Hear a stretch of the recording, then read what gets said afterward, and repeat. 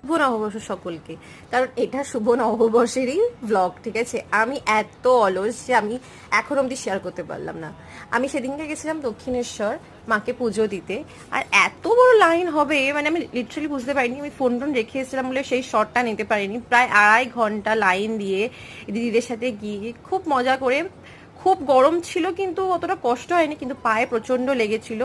যাই হোক, ঠাকুরের প্রসাদ টোসাদ খেয়ে ওখান থেকে বেরোলাম, স্কাইওয়াক দিয়ে আসছিলাম। তারপরে আমি একটা কথা বলে দিই এখান থেকে, তোমাদের যখন এখান থেকে স্কাইওয়াক থেকে যখন তোমরা প্রসাদের জন্য ডালা কিনবে, তোমরা একবার দেখে নেবে যে ভেতরের মধ্যে মিষ্টি রয়েছে কি রয়নি, কারণ এটা আমাদের সাথে একটা স্ক্যাম হয়ে গেছে অলরেডি, ঠিক আছে।